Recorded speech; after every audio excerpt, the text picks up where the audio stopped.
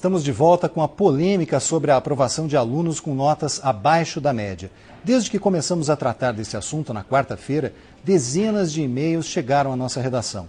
Muitos deles eram de professores que diziam ser prática comum os diretores forçarem a aprovação dos alunos que não alcançavam a média. Boa parte desses professores também não quis se identificar porque eles afirmam que temem represálias. Mas em Curitiba, um professor de filosofia concordou em gravar entrevista para a gente, porque diz que está revoltado com a situação. Vamos ver um pedacinho dessa entrevista. É um desrespeito com relação à educação de modo geral. Nós não estou aqui defendendo a reprovação, mas a partir do momento que você tem exemplos dentro de uma escola de meninos que abandonam, porque não é que ele tirou 0,9, ele não quis fazer nada. Você gera um círculo vicioso do mal, porque os meninos, alguns outros que talvez não fariam isso, não acreditam mais naquilo que o professor diz no início do ano, que é necessário estudar, que é importante estudar para que você possa ser aprovado. Claro que seria maravilhoso que todos os jovens estudassem por prazer, mas é sabido que alguns precisam de uma espécie de uma moeda de troca. Então, pelo menos o medo de reprovar faz com que ele vai assimilar alguns conhecimentos. Então, o que você sente no final do ano é que o teu trabalho foi simplesmente desrespeitado e que você vai ter dificuldade no ano posterior para manter a disciplina.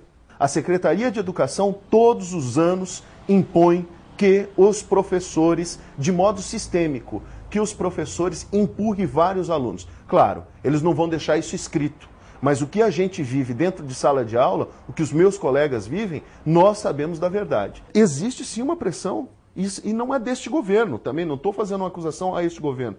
É uma pressão desde quando eu comecei a dar aula e dos meus outros colegas. O bom pai, ele já acompanhou o filho desde o início do ano e o menino não tem problema.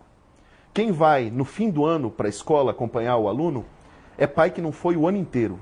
Menino que está analfabeto porque foi aprovado por conselho, desrespeita a educação, sabe que não dá nada, não estuda.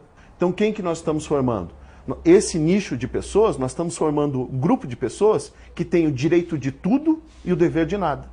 Bom, e a gente volta a conversar com a secretária da Educação, Evelise Arcoverde. Secretária, esse professor que a gente acabou de ver e ouvir aí, ele foi bem claro, né? E também não teve medo de represália, né? Qual é a resposta que a senhora dá a esse professor que traduziu, de certa maneira, a preocupação de muitos professores que fizeram contato com a gente, mandaram e-mails, telefonaram? Bom, tem um ponto que eu concordo sobremaneira com o que ele diz. É a defesa da aprovação e nós, por princípio, somos contra uma reprovação em massa, porque sabemos que na história da educação brasileira foi a reprovação, foi a exclusão de alunos que foi o grande vilão, né, desse nosso sistema, dessa nossa sociedade, que é uma sociedade excludente. Então, qual é o papel da escola, de fato? Tá? O que realmente vai representar uma reprovação? Você reprova um aluno para quê? Então, essas questões têm que ser refletidas nesse momento pelos professores, pelo diretor e pelos pais. Porque se eu reprovar um aluno por castigo, mas eu não tenho como fazer um plano de recuperação de fato desse aluno, então não tem por que reprovar. Essa dificuldade, o nosso sistema público de ensino no Paraná hoje enfrenta, essa dificuldade de dar uma recuperação adequada para esse aluno no ano seguinte? Eu diria não só o Paraná, mas o Brasil e o mundo. A questão da avaliação ela é polêmica no mundo. Tá? Você reprova um aluno, mas reprova por quê? E qual é o papel do Estado a partir desse momento da reprovação? Quer dizer, o que o Estado tem que fazer, qual é o papel da escola, qual é o papel do professor e do pai? E aí sim, eu acho que vem um debate interessante na sociedade. Se eu reprovar, vai acontecer o que com esse aluno? Via de regra, os alunos reprovados, 1, 2 vezes, eles acabam abandonando a escola. Tá? Isso é comum, todos sabem que isso acontece. Então, os que abandonaram, os que pararam de estudar, reprovaram em algum momento.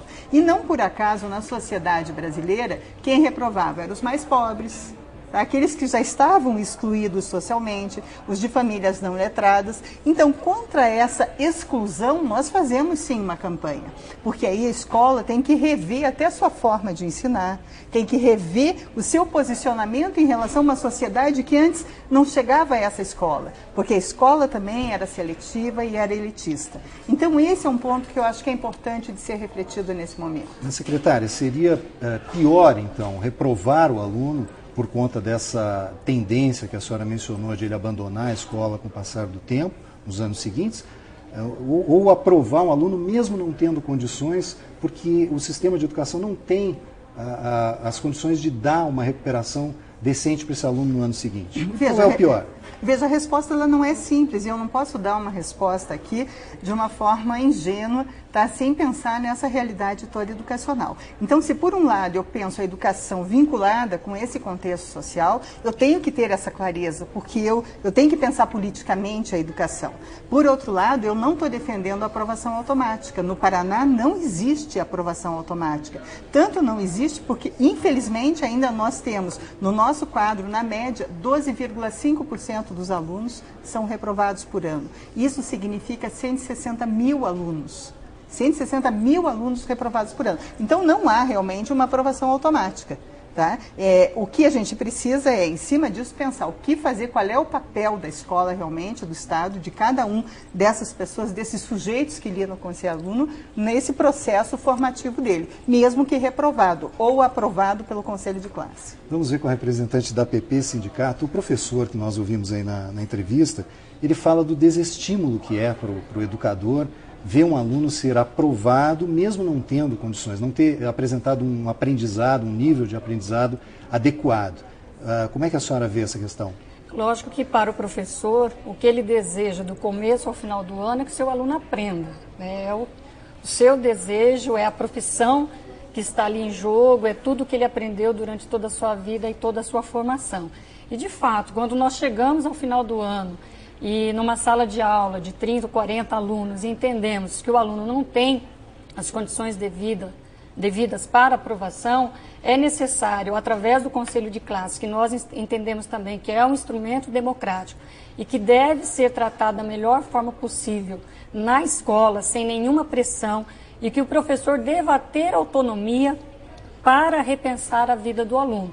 De fato, se ocorrer uma pressão para que haja passar os alunos de forma inadequada, o professor vai se sentir desestimulado. Então, isso de fato não pode acontecer. Nós devemos aliar as duas situações. Se o aluno tem problema desde o início do ano, é necessário que se haja as políticas públicas, como o acompanhamento dele no contraturno, como uma recuperação paralela, para que de fato não se chegue ao final do ano nessa situação. E nesse processo os pais também têm que estar envolvidos, né? Acho que o professor ele também coloca um elemento importante, né? Que a escola tem que dar as devidas condições, as políticas públicas devem vir ao encontro para que de fato o aluno seja promovido, que essa também é a nossa intenção e a intenção do professor. E ao mesmo tempo a família acompanhando do início do ano até o final do ano a condição e cobrando da escola o direito à aprendizagem, que é para isso que o aluno está na escola, deve acontecer.